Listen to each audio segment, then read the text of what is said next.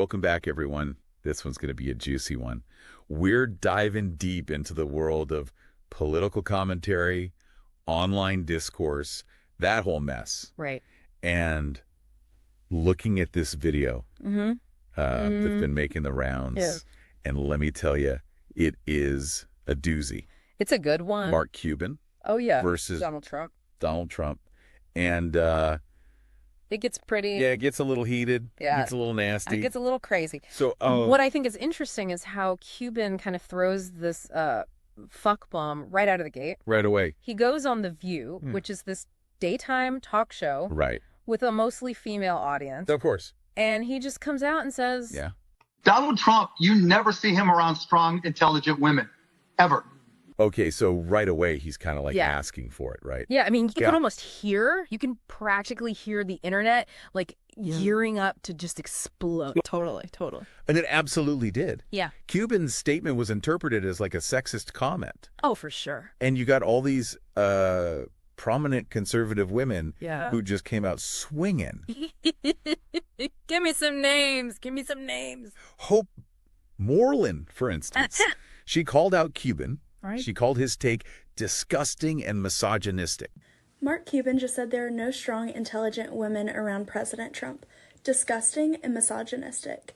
The left can't even define what a woman is. Oh. My name is Hope Moreland, and I support President Trump. Strong words. Yeah, she did not hold back. No, I bet it didn't stop there. It definitely did not stop there. Yeah. Marjorie Taylor Greene, Oh, yeah. who, you got to see this. Okay. She actually responded with a video of herself doing pull-ups, Really? claiming that she could do way more than Cuban, Nuts. and that he was just intimidated by strong women. Seriously, she brought pull-ups into this. Now Mark Cuban has come out and said that there's no strong, intelligent women supporting Trump. Wait, hang on. I gotta fit in this set. 1, 2, 3, 4. That's 3 more than Mark Cuban could do. I guarantee you. 5. Here's the problem with Mark Cuban. He suffers from low testosterone. The guy looks just like Rachel Maddow. And here's his issue. He's actually intimidated by strong, intelligent women like me. It's wild. That's amazing. But it really shows how these women Yeah. are pushing back hard Yeah. against Cuban's claim. Right. They're basically saying, Yeah. hey, we're successful. Right. We're intelligent. Yeah. And we support Trump.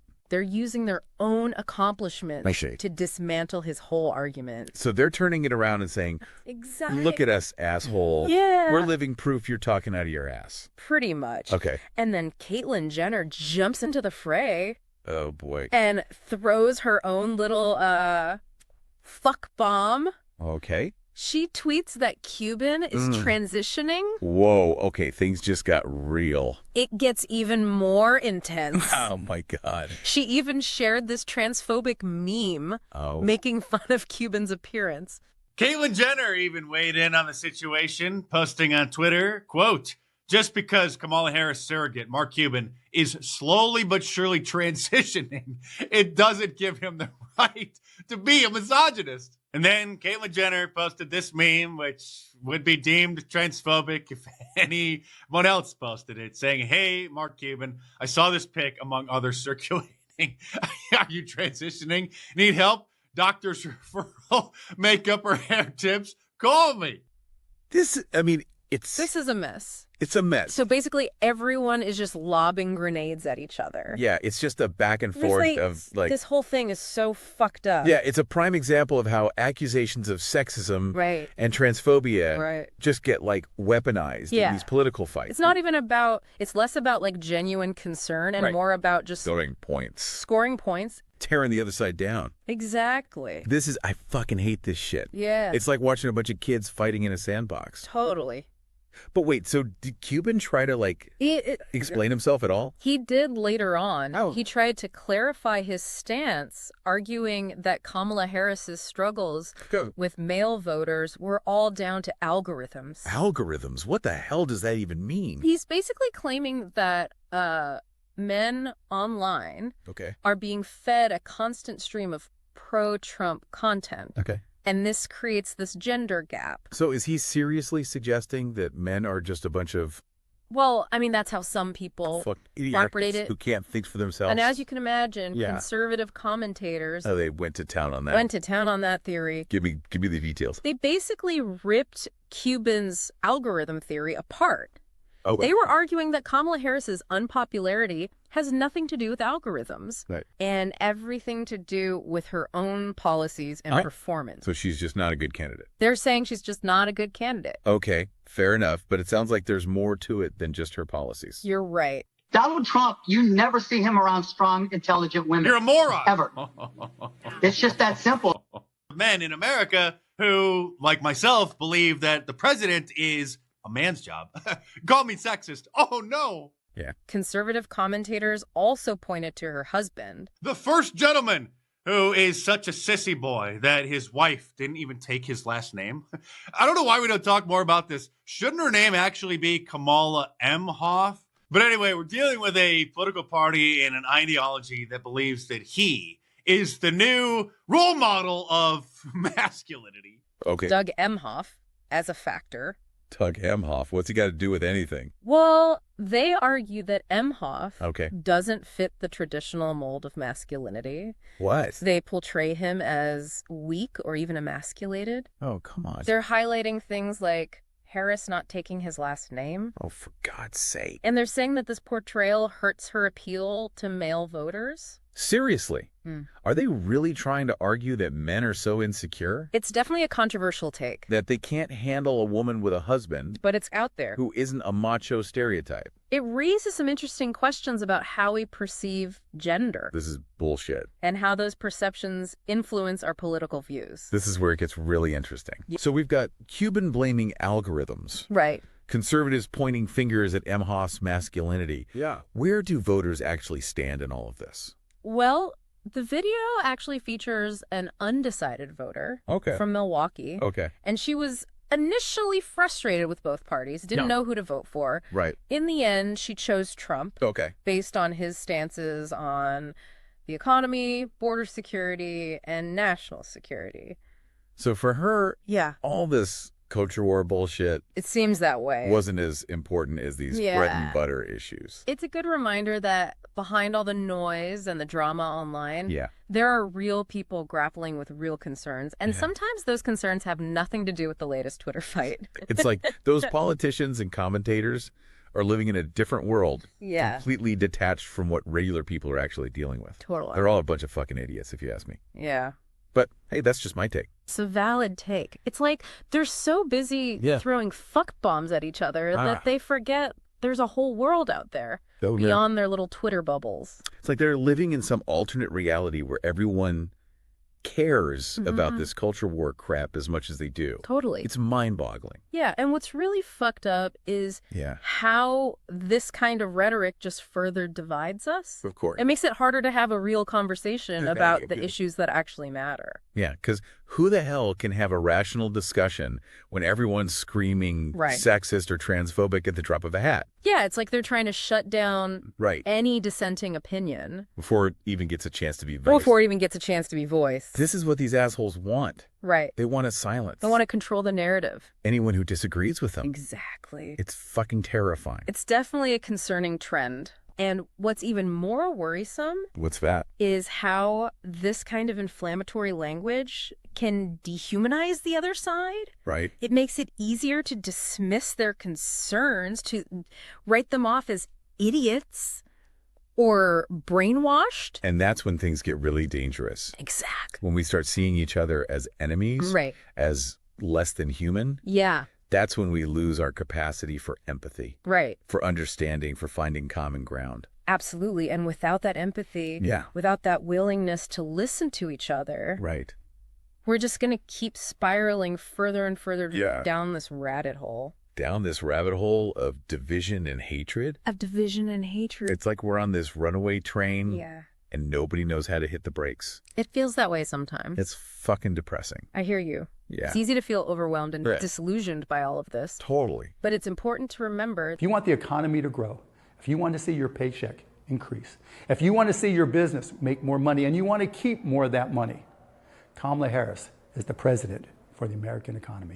My name is Mark Cuban, and I'm voting for Kamala Harris, and I'm about to tell you why. We can choose to be more mindful of the language we use, to listen with an open mind, Right. and to seek understanding, That's rather right. than just trying to score points. Yeah, let's cut the crap. But Doug really is the contrast of that. Important part, or an interesting part of how people have talked about your role here is how your role has reshaped the perception of masculinity. And I'm not sure you planned on that, but you are an incredibly supportive spouse. Has that been an evolution for you? And do you think that's part of the role you might play as first gentleman?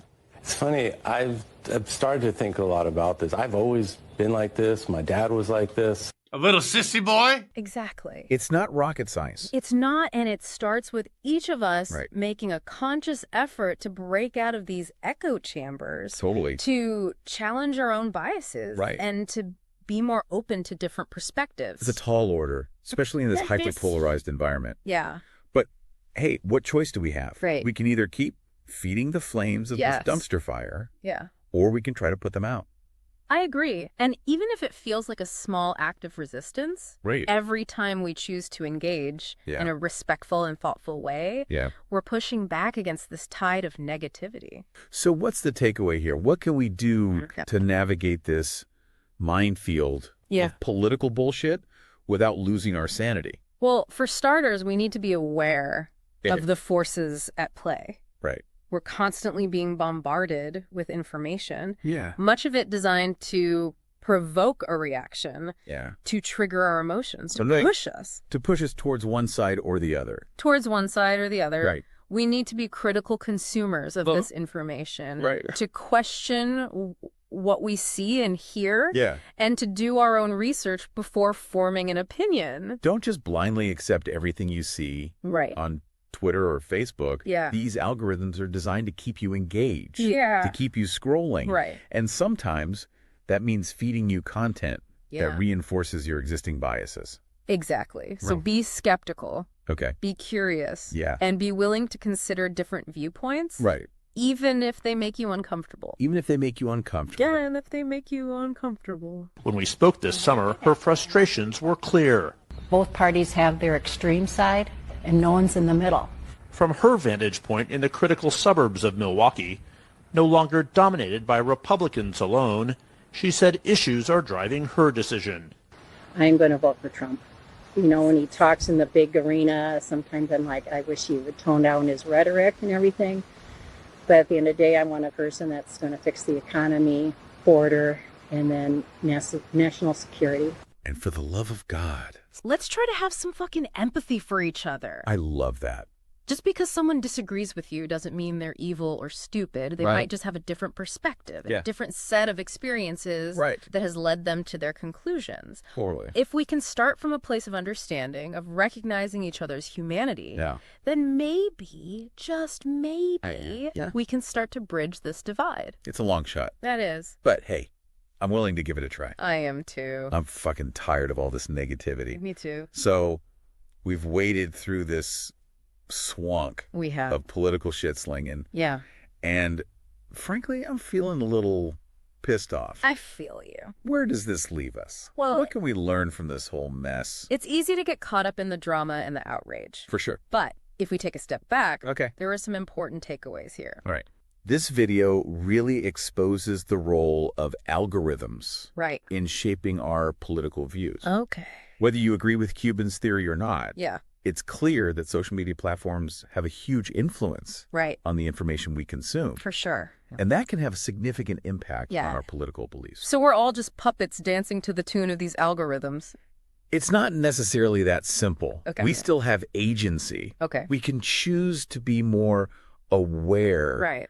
of how these algorithms work Right. to diversify our sources of information Okay. and to critically evaluate What we see online. Let's cut the crap. It's time to take back control It is. of our own minds. And finally, this whole episode is a reminder that behind all the noise and the outrage, Right. there are real people Yeah. with real concerns.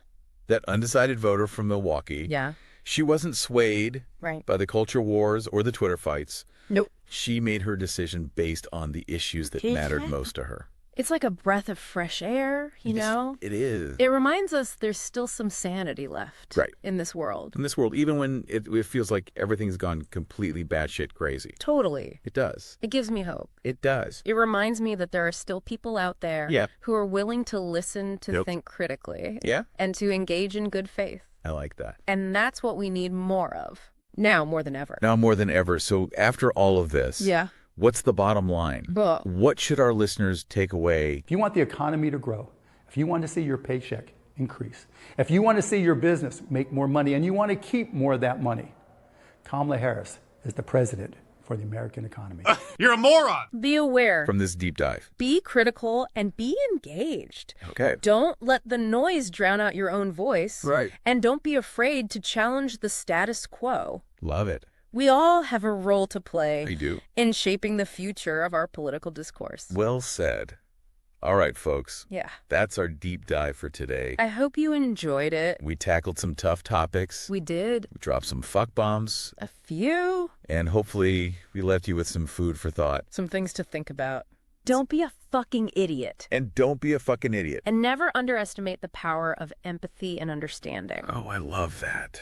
I've waded through this swamp We have. of political shit slinging. And frankly, I'm feeling a little pissed off. I feel you. Where does this leave us? Well, what can we learn from this whole mess? It's easy to get caught up in the drama and the outrage. For sure. But if we take a step back, there are some important takeaways here. Right. First, It's like they're using these issues as a fucking battering ram Totally. to bludgeon their opponents. Yeah. Instead of actually trying to address them in Exactly. a meaningful way. And second, this video really exposes the role of algorithms in shaping our political views. Okay. Whether you agree with Cuban's theory or not, it's Yeah. clear that social media platforms have a huge influence on the information we consume, and that can have a significant impact on our political beliefs. So we're all just puppets dancing to the tune of these algorithms.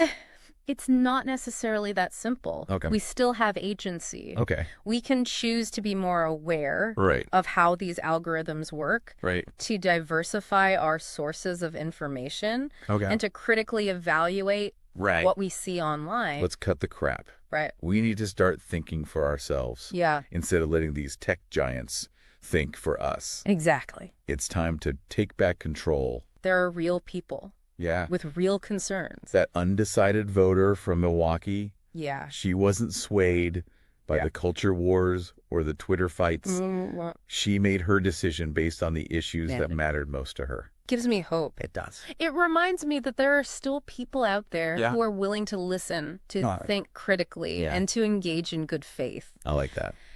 And that's what we need more of. Absolutely. Now more than ever. Now more than ever. So after all of this, Yeah. what's the bottom line? What should our listeners take away from this deep dive? Be critical and be engaged. Stay informed. Stay informed. And don't be a fucking idiot. And don't be a fucking idiot. And never underestimate the power of empathy and understanding. Oh, I love that. We're all in this together. We are. Whether we like it or not. Whether we like it or not, and that's the truth. That's the truth.